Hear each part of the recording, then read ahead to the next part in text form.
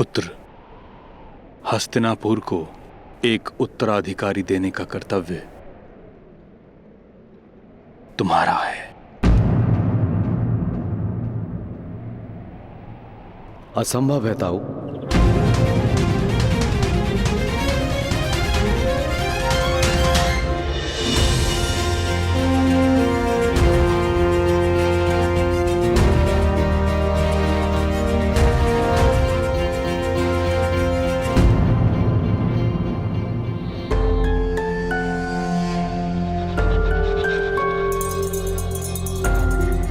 मेरे हाथों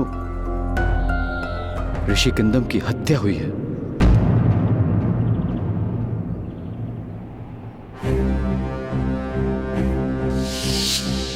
माद्री के कहने पर मैं स्वर्ण हिरण का आखेट करने गया था।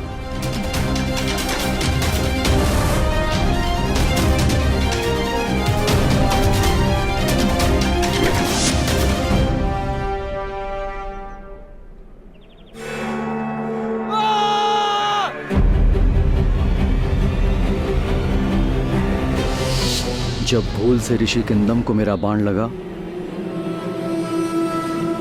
तब वे अपनी पत्नी के साथ थे।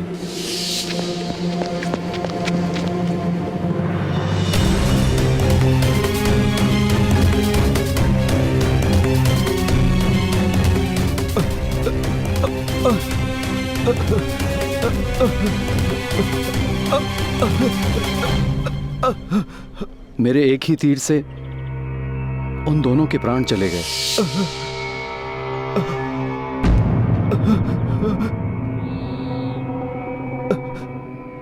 तुझे मैं श्राप देता हूं, यदि तुम अपनी पत्नी के निकट गए तो तुम्हारे प्राण निकल जाएंगे।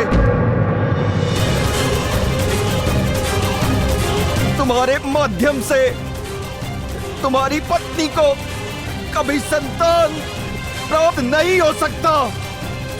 ये मेरा श्राप है। आज श्राप है मेरा। श्राप है मेरा। श्राप है मेरा।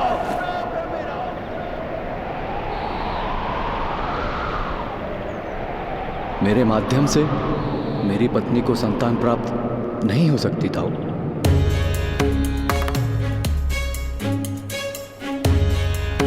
तो क्या यह हस्तिनापुर का दुर्भाग्य है कि उसका सिंहासन सदैव रिक्त रहेगा?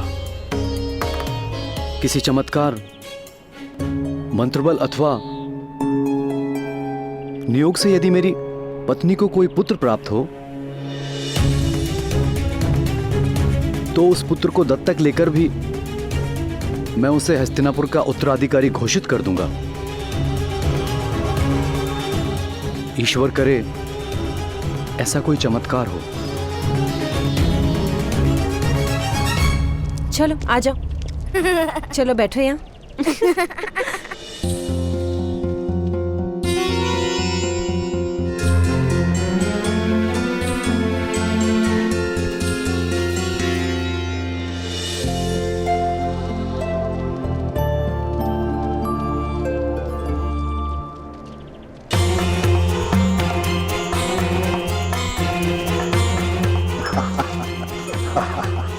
देखा, कर्ण को ऐसे प्रेम की आवश्यकता है। मेरी मानो तो इसे कुंती के पास ही छोड़ दो। माता का प्रेम ना सही, परंतु माता के जैसा प्रेम तो मिल जाएगा।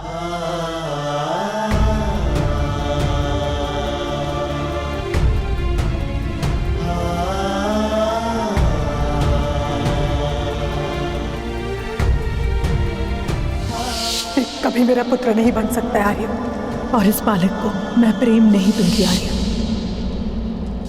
माता, मुझे भी अपने हाथों से भोजन कराओ। कोई आवश्यकता नहीं।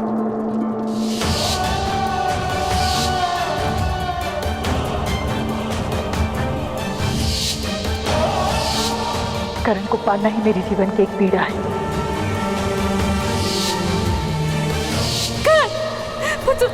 तुम ठीक तो हो ना? कोई पीड़ा तो नहीं है ना तुम्हें? आज रात भर तुम घर से बाहर कर। कर्ण को ऐसे प्रेम की आवश्यकता है। मेरी मानो तो इसे कुंती के पास ही छोड़ दो।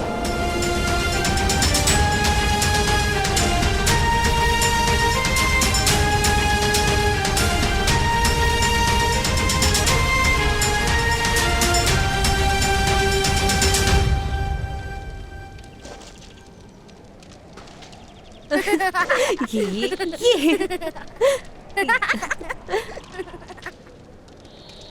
राजकुमारी,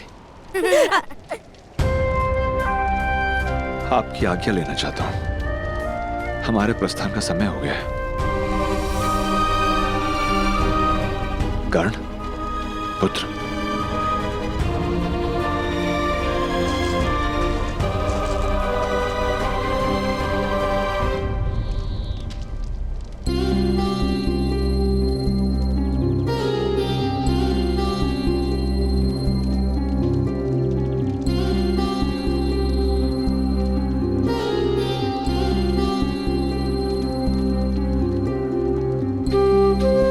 कुछ समय और रुक जाते अधिरथ महोदय।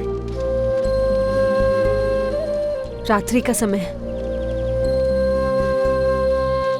आप कर प्रातःकाल प्रस्थान कर सकते हैं। कल प्रातःकाल बहुत देर ना हो जाए। राजकुमारी, कर्ण की माता चिंतित होगी।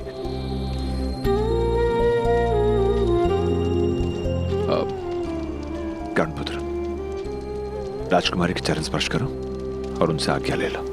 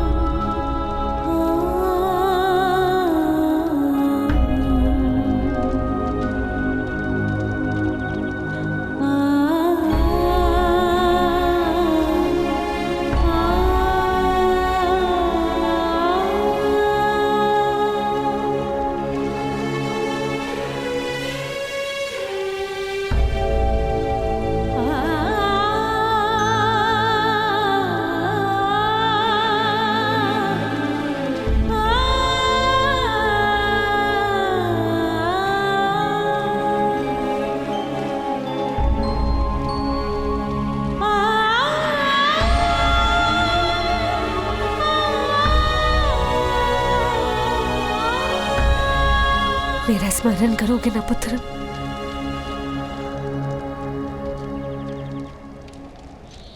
ये मेरे लिए गाई गई पहली लोरी थी देवी कुंती। इसलिए मैं हमेशा स्मरण रखूंगा।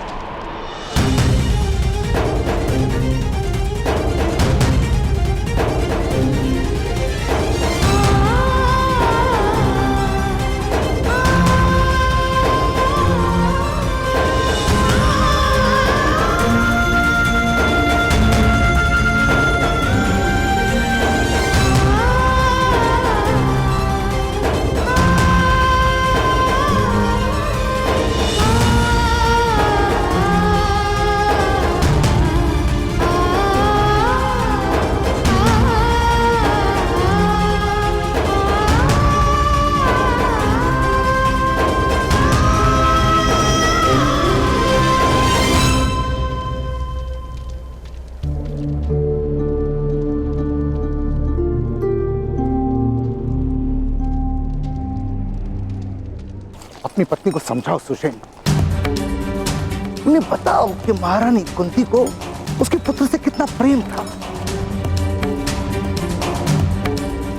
कर्ण क्रोध का नहीं, प्रेम का अधिकारी है। यदि वो अभी भी नहीं मानी तो मैं कह देता हूं कर्ण को मैं अपने साथ ले चलूंगा, अन्यथा महारानी कुंती के पास छुट जाऊंगा। उन्हें भी पुत्र का प्रेम मिल जाएगा। नियति का खेल भी विचित्र है। कर्ण को माता का प्रेम नहीं और महारानी कुंती को संतान की कोई संभावना नहीं। तात्पर्य? ऋषि किंदम का श्राप है महाराज को। यदि उन्होंने अपनी पत्नी को स्पर्श भी किया तो उनकी मृत्यु हो जाएगी। महारानी कुंती को कभी संतान नहीं हो सकती। अभी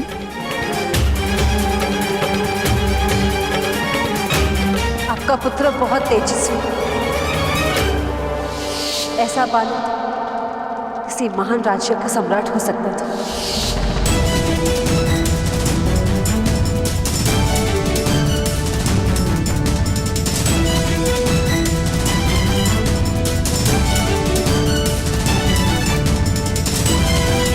अरे अधिरथ, अधिरथ!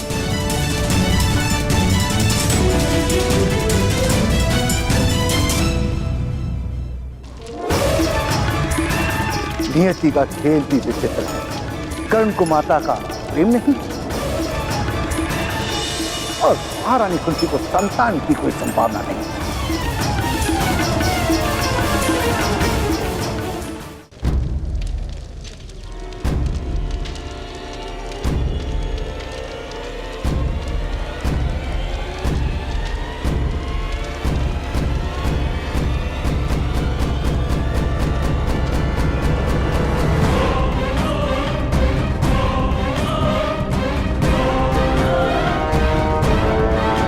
अपने प्रण का विस्मरण हो गया अधिरथ महोदय। नहीं देवी, किंतु जिस बालक का उत्तरदायित्व तो आपने मेरे सर दिया था उसके भविष्य का स्मरण हो गया। एक सी का बालक कुछ समय के लिए एक छोटी सी घड़ी में छुप सकता है, वहां पल नहीं सकता। कर्ण की दिव्यता मेरे आवास में कैसे पल सकती है? हस्तिनापुर के सिंहासन पर अधिकार है उसका। उसका अधिकार है राजकुमारी कुंती की ममता पर।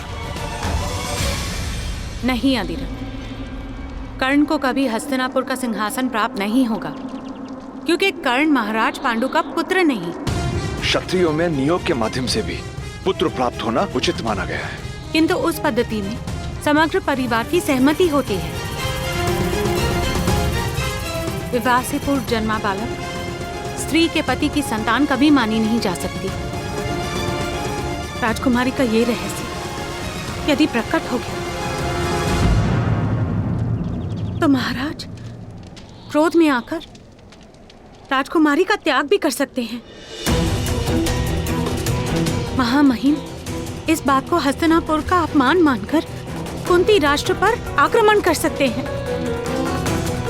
जब माता सीता की पवित्रता पर संदेह होता था तो राजकुमारी का क्या होगा? कर्ण का क्या होगा? तो क्या राजकुमारी की कोख से जन्म लेना कर्ण का दुर्भाग्य है? माता तो केवल जन्म देती है अधिरथ, भाग्य तो विधाता देते हैं। कर्ण को प्रेम और परामर्श दीजिए, उससे अधिक उसे समाज से और कुछ नहीं दिला पाएंगे आप। तो समाज के भय से मैं कर्ण को उसकी माता के प्रेम से वंचित रखूं?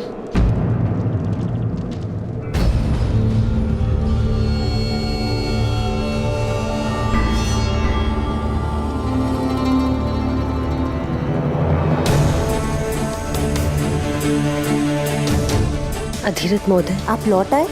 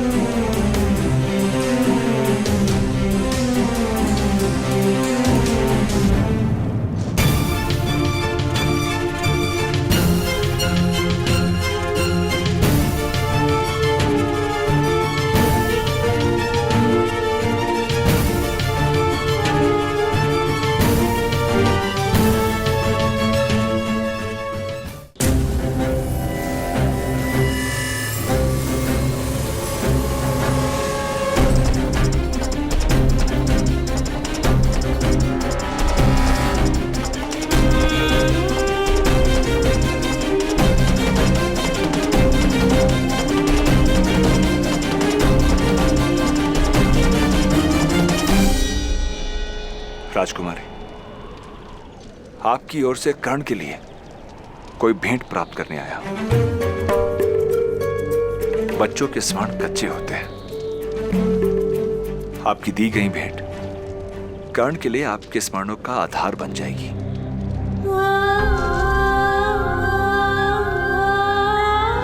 कर्ण पुत्र, तुम्हें भेंट में देने योग्य मेरे पास कुछ भी नहीं।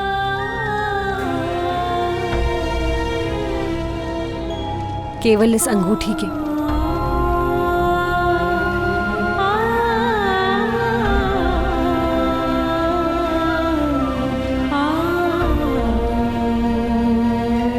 इसे संभाल कर रखना।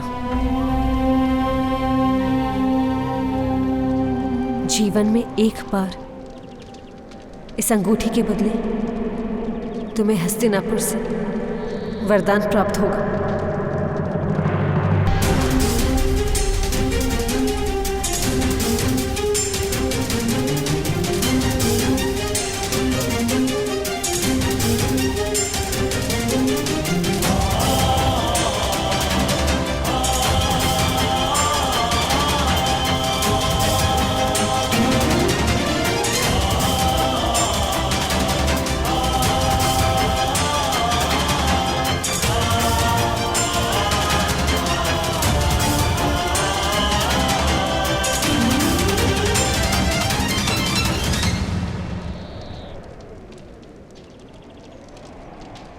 आदिरथ महोदय, आपने महाराज कुंती भोज तथा कुंती राष्ट्र पर बहुत बड़ा उपकार किया है और दुख की बात यह है कि आपका यह अनुग्रह कोई कभी जान नहीं पाएगा।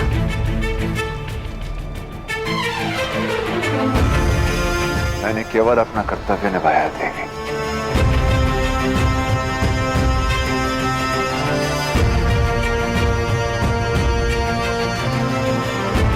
किंतु दुख इस बात का है कि एक बार पुनः समाज के भय ने कर्ण को उसके अधिकार से वंचित कर दिया।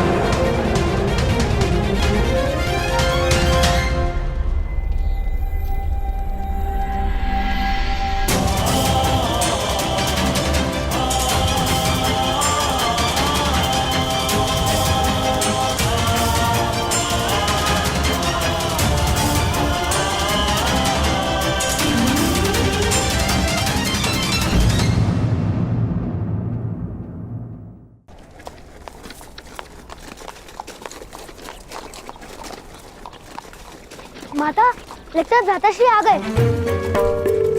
Shown, shown! भ्राताश्री, कस्तूरी मृग कहाँ है? नहीं, कस्तूरी मृग हाथ नहीं आए शोन।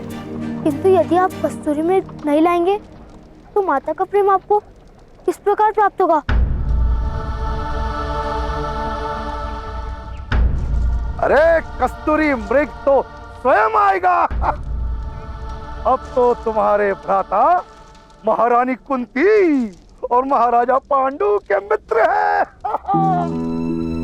कस्तूरी मृग क्या, अब तो स्वर्ण का कस्तूरी मृग आएगा। चलो भीतर चलो। पता है सुन, महारानी ने तुम्हारे भ्राता कर्ण को अपनी अंगूठी दी है। अब तो तुम्हारी माता ने यदि कर्ण को प्रेम नहीं दिया तो दरिद्र रह जाएंगी और पछताएंगी।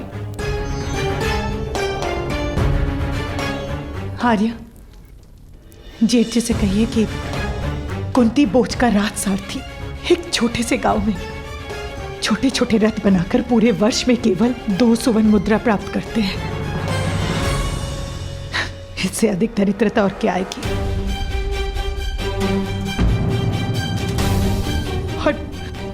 और मैंने कहा था उसे कस्तूरी मृग लाने के लिए, मैंने कहा था धनुष उठाने के लिए,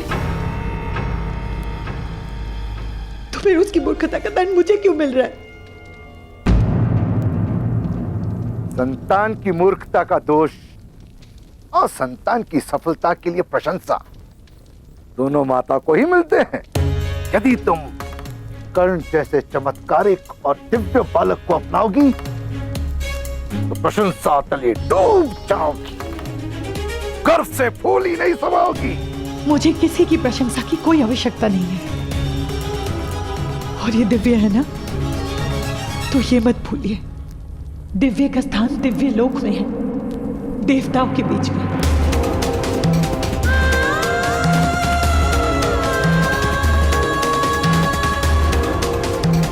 मनुष्य लोक में हम जैसे साधारण मनुष्य के बीच में नहीं।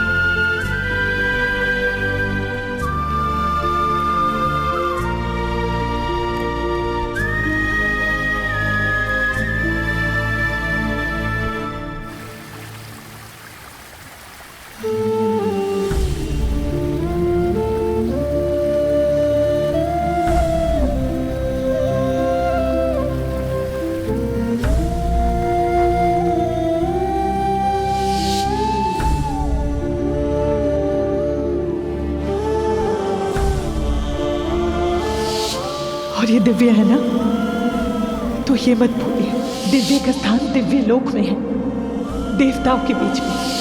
मनुष्य लोक में हम जैसे साधारण मनुष्य के बीच में नहीं।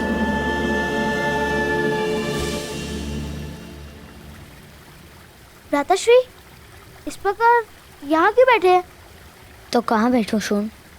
चलिए, क्या आपको पता नहीं यहाँ पिशाच आते हैं? अब मुझे पिशाच से कोई भय नहीं, वैसे भी मेरी मृत्यु होने वाली है। माता ने उचित कहा है, दिव्य का स्थान देवलोक में ही होता है। पर माता का क्रोध तो कल तक उतर जाएगा।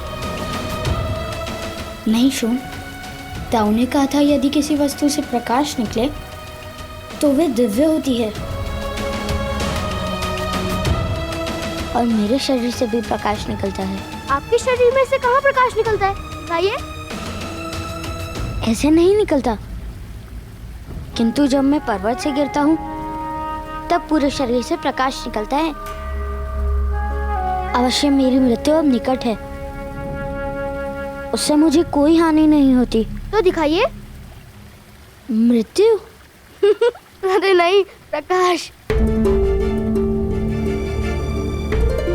चलो दिखाता हूँ।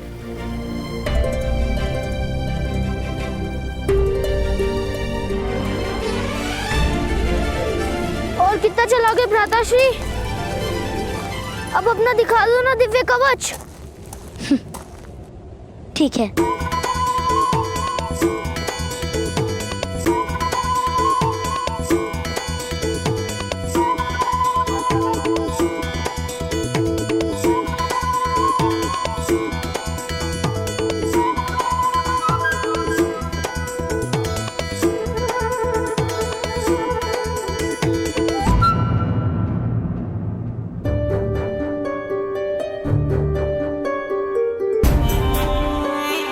आश्चर्य है, अब कवच नहीं निकल रहा। यदि कवच प्रकट होता तो कितना सुख मिलता ना। उस कवच के कारण पर्वत से गिरने पर भी मुझे कोई घाव नहीं हुआ था, रक्त भी नहीं निकला था। मैंने कहा ना, दिव्यता थी। हम सारे मित्रों को कवच दिखाते, सब आपसे भयभीत हो जाते। मैं मृत्यु से पहले स्वयं राजा की एक बार रक्षा भी कर लेता। हाँ, यदि राजा के सामने कोई सिंह आ जाता तो आप उसका जबड़ा चीर देते और मैं उसके कान खींच लेता। किंतु तुम्हारे शरीर से कहाँ कवच निकलता है? मैं प्रयास करता हूँ। आप मेरे भ्राताश्री हो ना, तो आपके और मेरे हाथ और पैर समान है, तो कवच क्यों नहीं हो सकता? किंतु अभी कवच नहीं प्रकट हो रहा है ना शोन?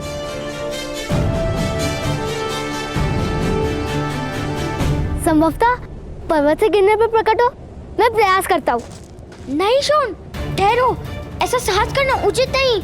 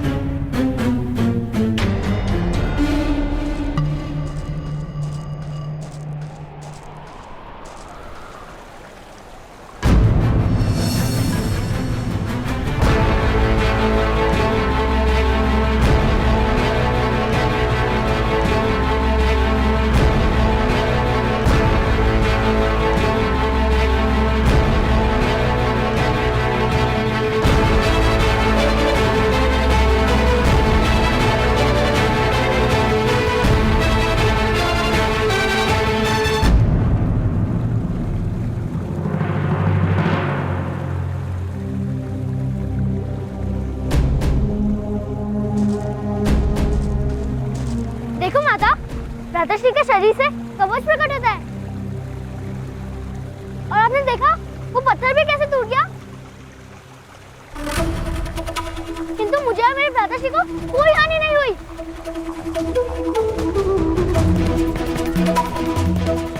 माता, अब तो देखा मैं दिव्या हूँ ना।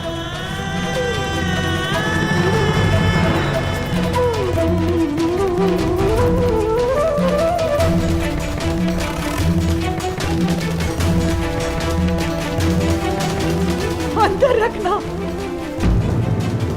विनाश हो दो, मेरे शोन से दूर रहना। शोन, चलो। छोड़ दो मुझे माता, मुझे भ्राता कर्ण के पास जाना है। कोई आवश्यकता नहीं है।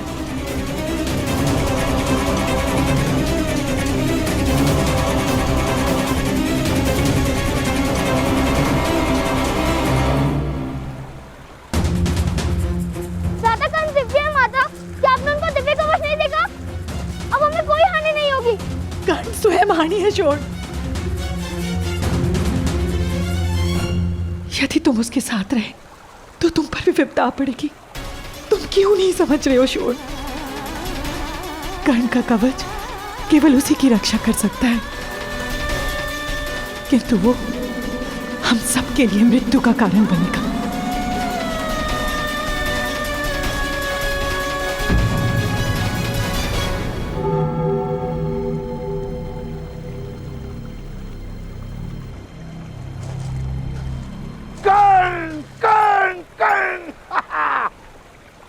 तुमने तो अपनी दिव्यता बता दी।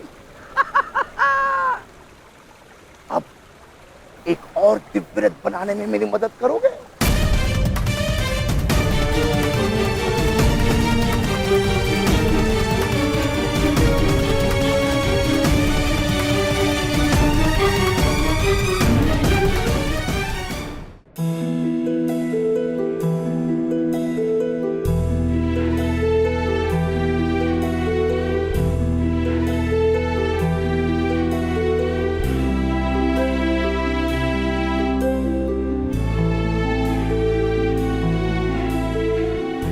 मेरी दिव्यता माता के लिए क्रोध का कारण क्यों बन गई था? या!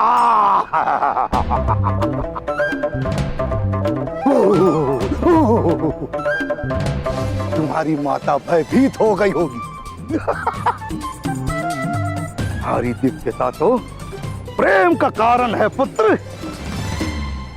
किंतु माता को मेरी दिव्यता से प्रेम नहीं हुआ था। दिव्यता और प्रेम का कोई संबंध नहीं होता पुत्र। दिव्यता से या तो श्रद्धा जन्म लेती है या फिर भय। और तुम्हारी दिव्यता से तुम्हारी माता अधिक से अधिक तुम्हें प्रणाम कर सकती है, प्रेम नहीं।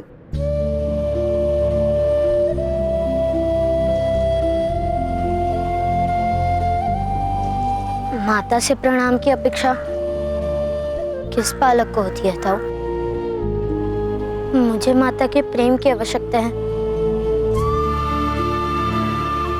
क्या माता मुझे कभी प्रेम नहीं करेंगी?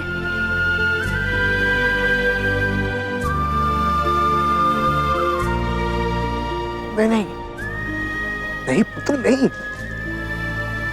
ऐसा नहीं है। तुम्हारी माता तुमसे बहुत प्रेम करती है।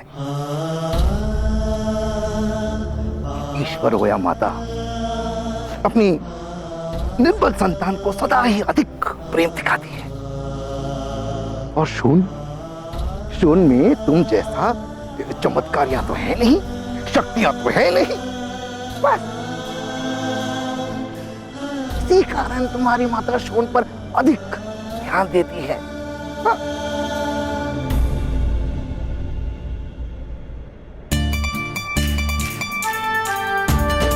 यदि ऐसा है तो मैं शोन को भी मेरे समान शक्तिमान बना दूंगा। फिर माता हम दोनों को एक समान प्रेम करेंगी।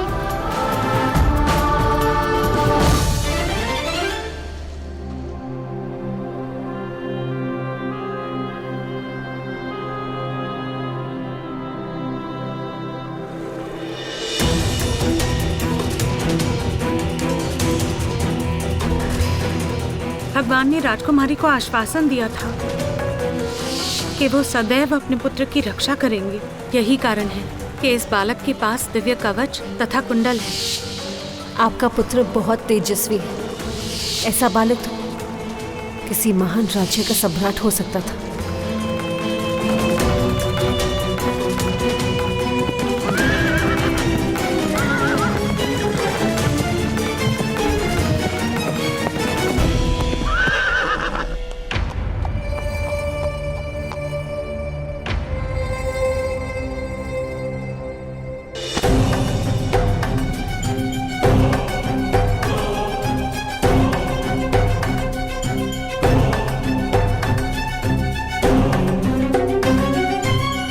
प्रणाम मध्यम महोदय।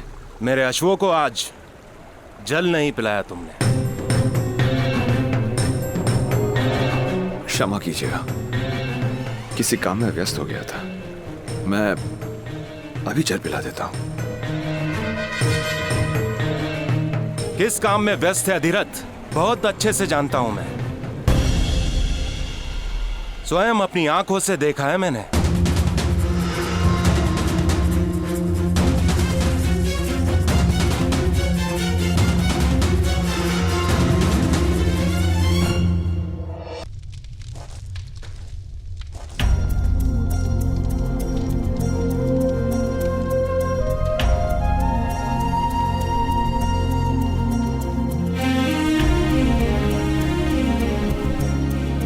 पहले खा लो।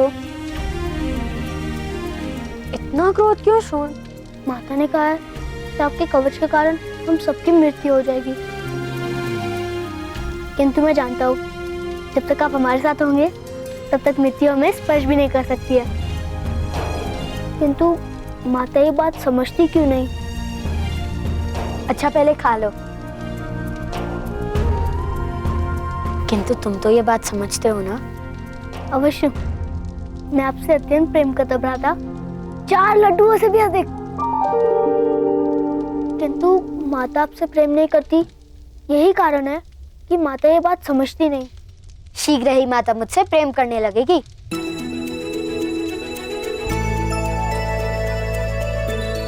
मैंने माता का प्रेम पाने का मार्ग ढूंढ लिया है। अपने पुत्र को रोको, अन्यथा चिंता के स्थान पर भय और भय के स्थान पर दुख होगा। अपने पुत्र की दिव्यता के ढोंग का अंत करो। किंतु महोदय, कर्ण वास्तव में दिव्य है। उसकी दिव्यता ईश्वर का प्रसाद है। उसको गुप्त किस प्रकार रखा जा सकता है? सूतों को दिव्यता की अनुमति नहीं है।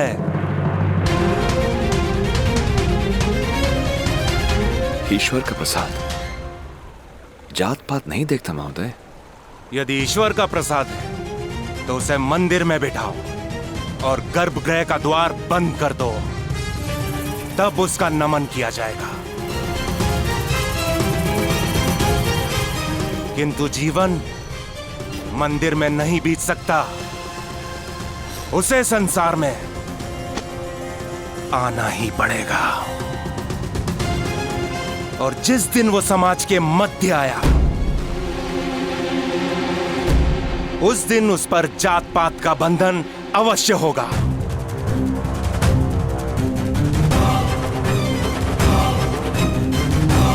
स्मरण रहे अधिरथ, यदि तुम्हारे पुत्र ने शक्तिमान बनने का प्रयास भी किया तो परिणाम बहुत गंभीर होगा।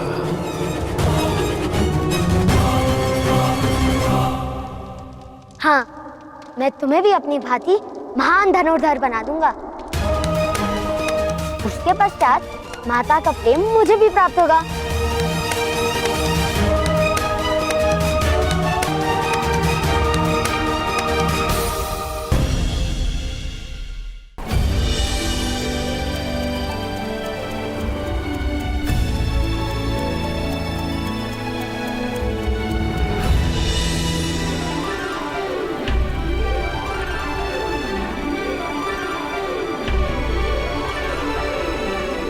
भ्राता कौन? आप मत्स्य को लक्ष्य बना रहे हैं? मत्स्य को नहीं, मत्स्य के मत जो पत्थर है उसको।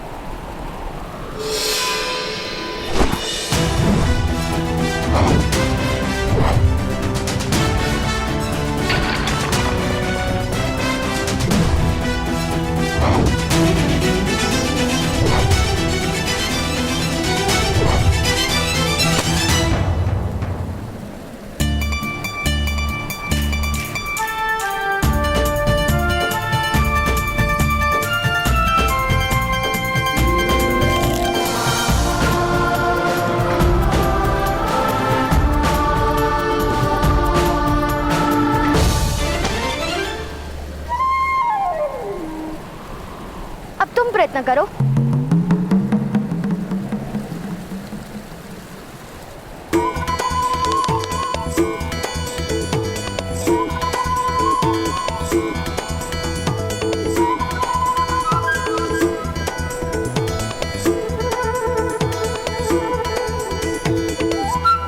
इस प्रकार धनुष उठाओ, इस प्रकार प्रत्यंचा खींचो, अपने नेत्र केवल लक्ष्य पर रखो और पवन की दिशा देखो।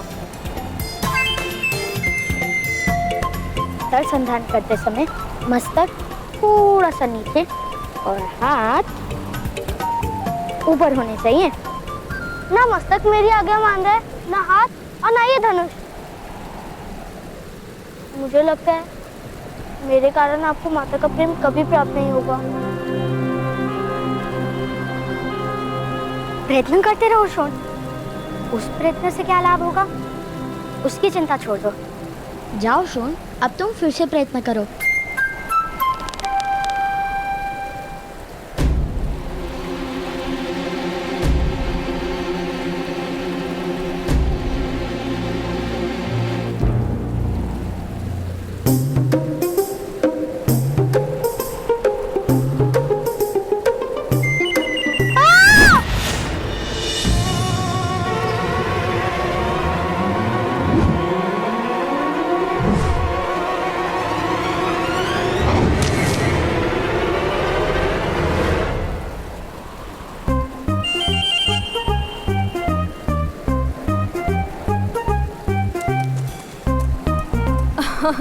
क्यों व्यर्थ प्रयत्न कर रहे हो कर्ण? मेरे पिता कहते हैं कि धनुर्विद्या सूतों का कार्य नहीं है। किंतु मेरे ताऊ कहते हैं विद्या उनकी होती है जो ग्रहण कर ले। और यदि विद्या ही क्षत्रिय होने का प्रमाण है तो शोण भी धनुर्धारी बन जाएगा।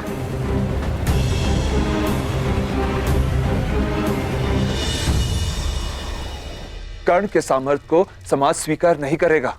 सामर्थ्य कभी स्वीकार की याचना नहीं करता, नए समाज की रचना करता है। प्रार्थना नहीं, परिवर्तन करता है।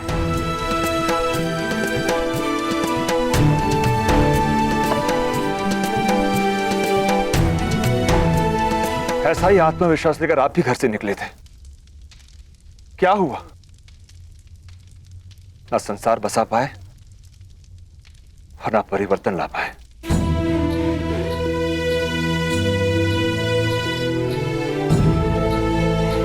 क्योंकि मुझ में सामर्थ्य कम था। किंतु कर्ण दिव्य है, वास्तव में दिव्य है। अवश्य किसी देवता का प्रसाद है ये तुम्हारा सौभाग्य है कि कर्ण ने तुम्हारे घर में जन्म लिया है। कर्ण वो है जो समय को बांधेगा, जो इतिहास का निर्माण करेगा, जो समाज में परिवर्तन लाएगा। मूर्खतापूर्ण बात मत करो। क्षत्रिय तो जन्म से ही होता है। तो क्या क्षत्रिय विद्या लेकर जन्म लेते हैं? हाँ अवश्य, इसीलिए तो कहते हैं धनुर्विद्या पर क्षत्रियों का अधिकार है। तो करो प्रदर्शन अपने क्षत्रिय होने का।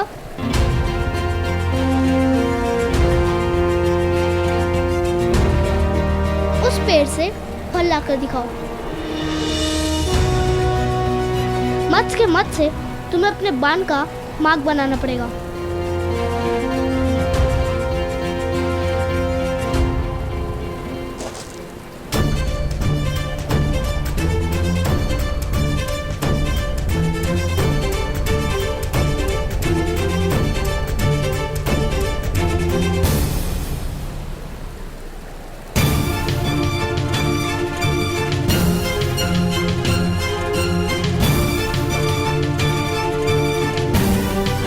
प्रथम तुम करके बताओ। किंतु शोण अभी क्षत्रिय नहीं बना, उसकी विद्या भी पूर्ण नहीं हुई। किंतु तुम तो क्षत्रिय हो, तुम तो विद्या लेकर जन्मे हो, तुम ही लक्ष्यभेद कर दो। नहीं, मैं लक्ष्य भेद नहीं कर सकता। अर्थात तुम क्षत्रिय नहीं हो। तुम क्या मेरे साथ प्रतियोगिता करोगे? पहले तुम मेरे भ्राताश्री को पराजित करके दिखाओ।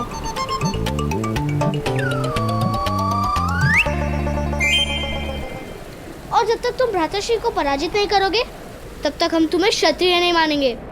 असंभव! मैं अपने छोटे से बालक के कंधों पर आपके सपनों का भार नहीं आने दूंगा। कृपा करके उसके मस्तक में मिथ्या वचन मत भरिए। मेरी तो केवल इतनी इच्छा है कि वो अपना जीवन सुख और संतोष के साथ जी। नहीं बनाना चाहता उसे योद्धा,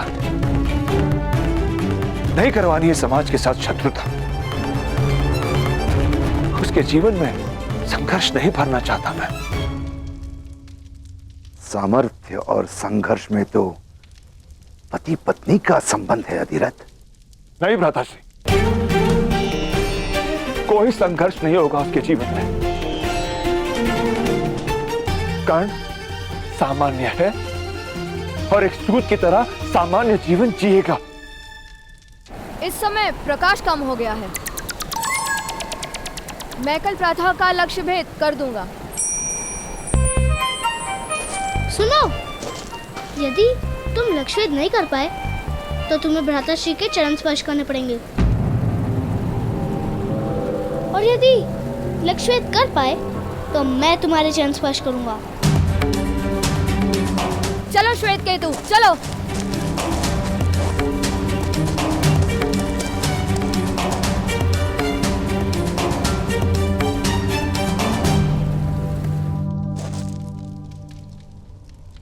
एक सूत के हाथ में रथ की धुरा होती है, धनुष नहीं। ताऊ ताऊ, वो उत्तम है ना? हाँ। कल प्रातःकाल उस उत्तम के साथ भ्राताश्री की प्रतिस्पर्धा निश्चित हुई है। आप चलेंगे ना हमारे साथ? भ्राताश्री और उत्तम धनुष से लक्ष्य भेद करेंगे, और जब उत्तम पराजित हो जाएगा तब वो भ्राताश्री के चरण स्पर्श करेगा। अरे वाह! ये क्या प्रलाप कर रहे हो तुम? कोई प्रतिस्पर्धा नहीं होगी, कोई लक्ष्य भेद नहीं होगा। किंतु पिताश्री, यदि प्रतिस्पर्धा नहीं होगी तो भ्राताश्री को उस उत्तम के चरण स्पर्श करने होंगे। तो कर्ण चरण स्पर्श नहीं, बड़ी बात करेगा।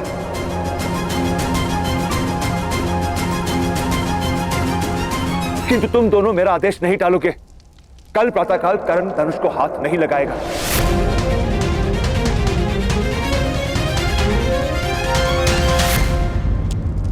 पिताश्री, कल प्रातः काल मुझे आपके साथ आने का आदेश दीजिए ना। क्यों पुत्र, सेना निरीक्षण में तुम्हें क्या रुचि? मुझे चरण स्पर्श करने में रुचि नहीं। मैंने एक भूल कर दी पिताश्री।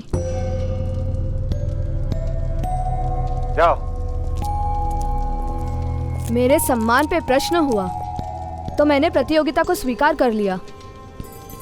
भूल से कल प्रातः काल मेरी कर्ण के साथ धनुष विद्या की प्रतिस्पर्धा है। मेरी हार निश्चित है। वो सूतपुत्र अब भी ये साहस उसके पिता को चेतावनी दी थी, फिर भी यदि उसने कल धनुष का स्पर्श किया तो जीवन भर उस साहस के लिए पछताएगा।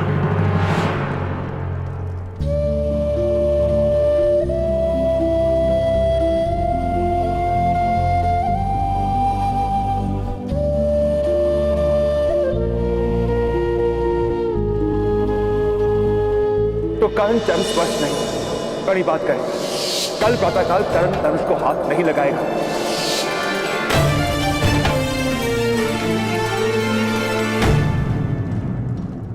तुम्हारी ओर से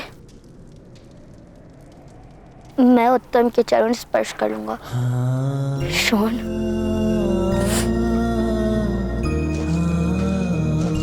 भ्राताश्री, आप उस उत्तम के चरण नहीं स्पर्श करेंगे।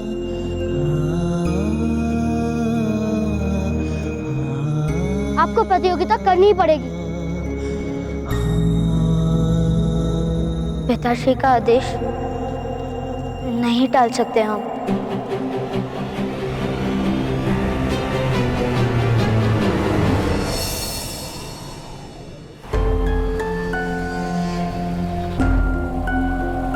सूत पुत्र नहीं आएंगे। क्षत्रियों से प्रतियोगिता करने का साहस सूत पुत्र में नहीं होता पुत्र।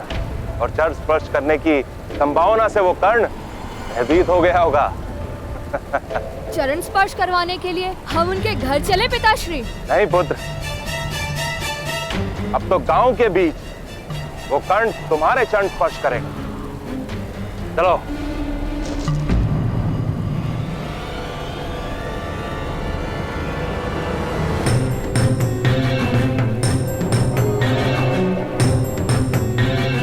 चलिए भ्राता, बाहर चलते हैं।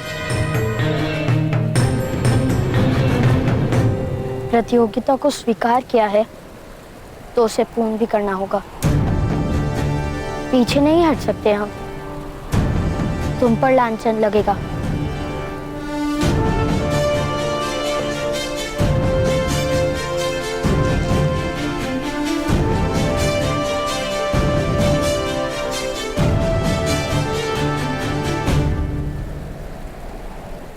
प्रतियोगिता करोगे कैसे पुत्र? तुम्हें तो धनुष चलाने का अधिकार ही नहीं है। उचित कह रहे हैं आप। पिताश्री ने हमें धनुष चलाने की अनुमति नहीं दी। अंत में तुम्हारे पिता को सत्य के दर्शन हो ही गए। आओ शोण, मेरे चरण तुम्हारी प्रतीक्षा कर रहे हैं।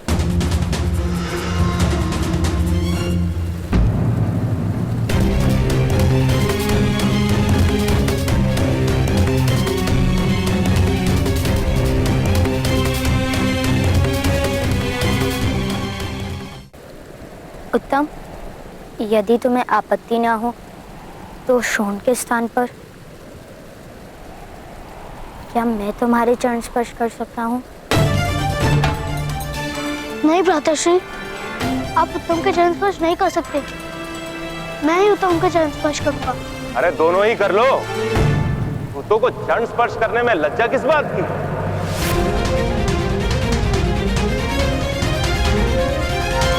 क्षत्रियों के चरण स्पर्श करके अपने वास्तविक स्थान को स्वीकार करो।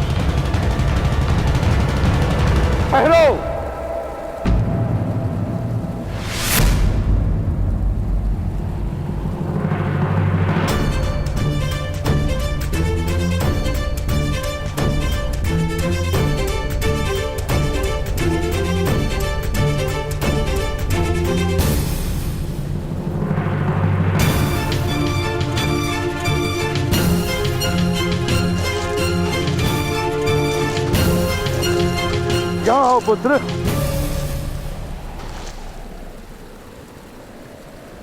मध्यम महोदय, जब सूतों को धनुष स्पर्श करने का अधिकार ही नहीं तो प्रतियोगिता का आवाहन ही मिथ्या था। जय पराजय का प्रश्न ही कहां उठता है? तात्पर्य ये महोदय, यदि प्रतियोगिता ही नहीं हुई तो चरण स्पर्श ही क्यों? उचित कह रहे हो। चरण स्पर्श करने की कोई आवश्यकता नहीं। बस इन सूत पुत्र को अपना स्थान स्मरण रहे, वही काफी है। चलो तक। किंतु आपके पुत्र को तो धनुष स्पर्श करने का अधिकार है ना? नहीं लिए। यदि उसने लक्ष्य वेद नहीं किया तो उसे कर्ण के चर स्पर्श करने होंगे। आओ आओ पुत्र उत्तम, आओ कर्ण के चरण स्पर्श करो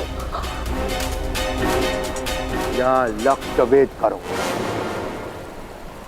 जाओ पुत्र, लक्ष्य भेद करो।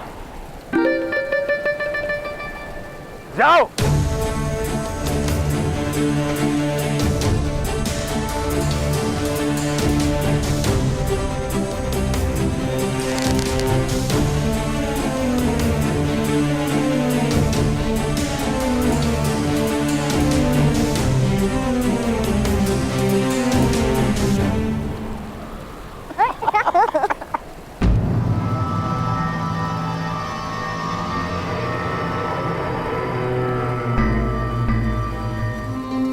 मध्यम महोदय, दीजिए कर्ण को अनुमति।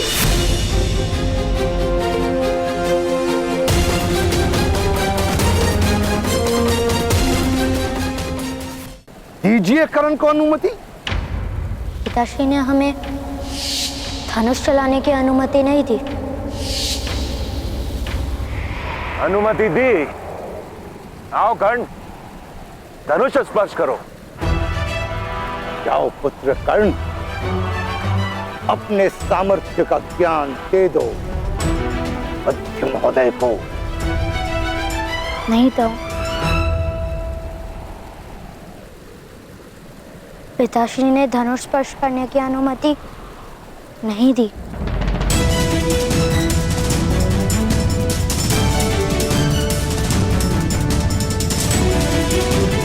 पुत्र कर्ण, ईश्वर ने 2 हाथों के साथ 2 पैर भी तो दिए हैं। तुम्हारे पिताश्री ने तो केवल हाथों से धनुष ना स्पर्श करने का आदेश क्या है।